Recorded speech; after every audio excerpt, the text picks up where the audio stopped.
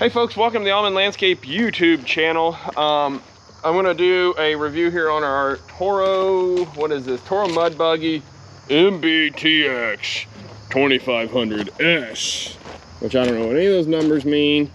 But what I can tell you is Buggy is a handy rig, and we had a canny com.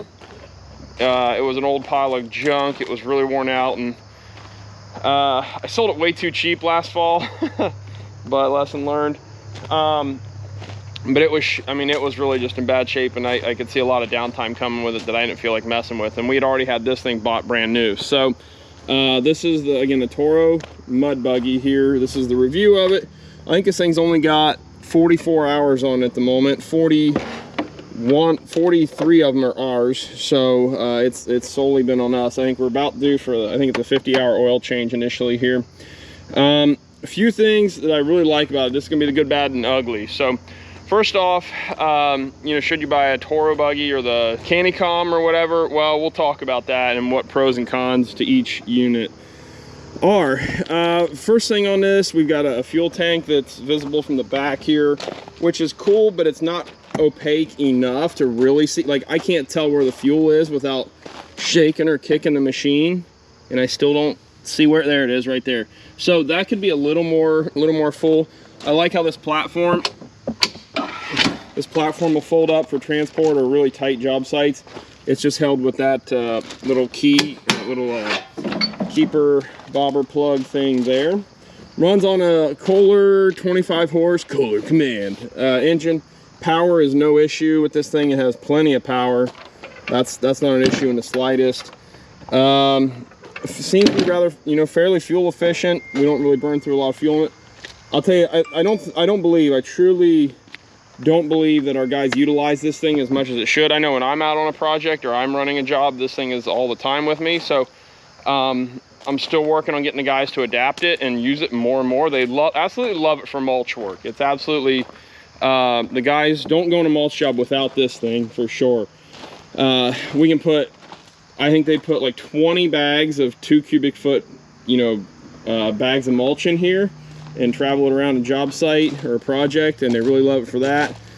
French drain backfill, it's really the way to go, and I'll show you why, because that's the one thing with one of these is whether you get, so here's what I've been saying, especially since this is 2022, what I've been saying with these things is if you buy the canny com or the Toro or whatever, you're going to be tickled pink with either of the models. They both have great pros and cons.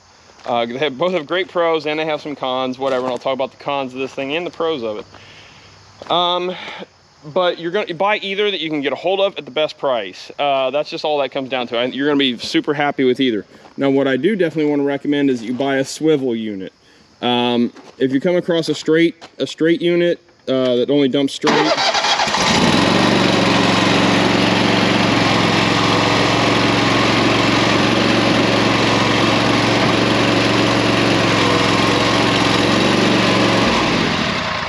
you should idle your machine down before you shut it down, whatever.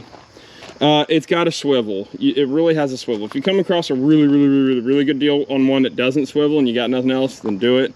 But really the swivel is the feature that really takes this thing to next level status. So that's really the thing I would really recommend. If you're gonna buy a buggy, get a swivel unit and you'll thank me later.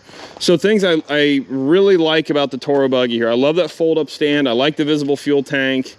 The I'd say wheelbase track length on this thing is really long. So this thing is incredibly stable.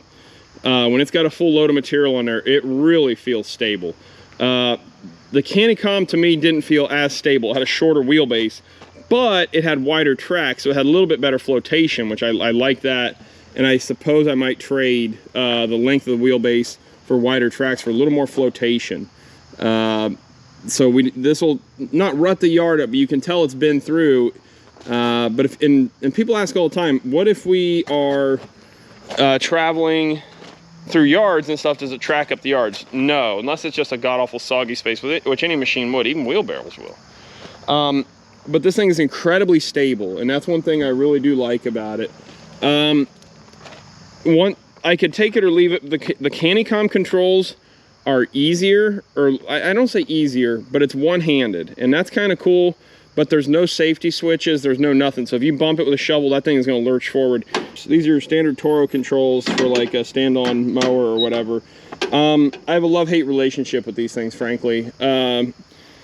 The dump and swivel switch is conveniently located there. That's no issue. The Canicom had a foot lever as well, which I really like to be able to, when you're driving, and that's what it seems like this thing ought to have somehow, is a foot pedal. So that if both your hands are tied up with this, you could still, you know, dump this thing and not have to, you know, still have a hand free, because the cheat is this travels with that. So if you do this, if you got big hands like I do, you can still drive one-handed. Let's see here. All our controls are pretty ergonomic. Everything's pretty simple. That's your hydro fluid fill up there, whatever. You know, again, solid machine, like it a lot, love it, really. One other thing I wish it did, and again, this is I think one of the first generations of this thing, it doesn't quite tip. It needs just like a couple more inches of travel. Almost if we added a linkage or two in there or something, if you're on the slightest incline, you lose some of that angle of repose, or whatever that's called, angle of departure. And it doesn't, you've got to shake it a bunch to get the material out of it. And I wish it had just a little more tip to it, a little more tilt. And that would make that thing really dump easy. Tow straps, tow hooks on this thing are great for strapping it down on a trailer. That's really, on both front and back, is really convenient and handy. That part of it is great. But overall, again, I would really say get whatever buggy you can get your hands on these days at the best price from the dealer you like the most. The worst thing about this, the worst design feature on this thing, absolutely horrible. And as soon as I get a chance this winter, there are cooling fans down under here somewhere that keep the blow air over the hydros. You can just barely see them right through there. But this darn thing blows a ton of air straight down onto the ground. If you're in a dusty job site, this thing blows a cloud around it of dust. It looks like Pigpen from Charlie Brown cartoons. It is horrible, and it's a terrible design, and I will say that about it. It's awful. Some other machines do have some down blow of cooling air or whatever, but this thing, man, just jets it right to the ground and blows a god-awful cloud of dust, and that is one thing I hate about this thing. And I'm going to put some baffles under here. Let's see if we can even see it. Here I'll put, oh man, I heard a piece of metal kicking the gravel. Where was that? That? Oh, I thought that was a tree root.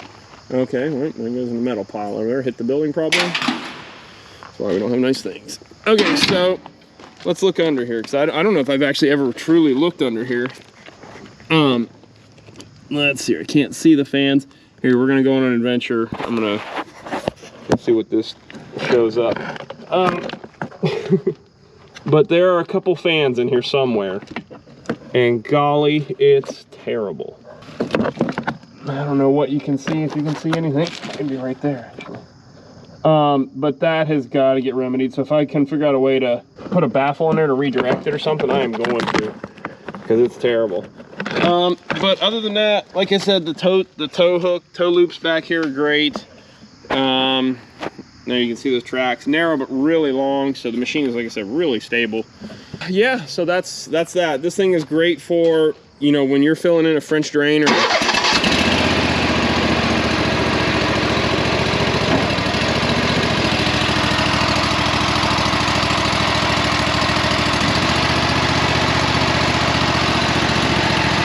a retaining wall.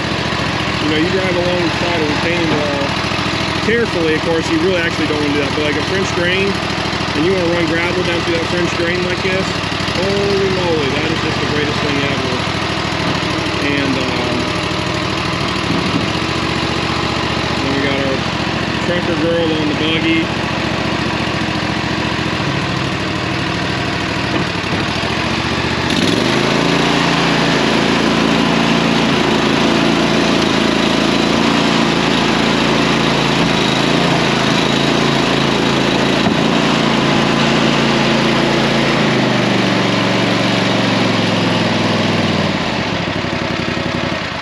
So yeah, that's the rig there.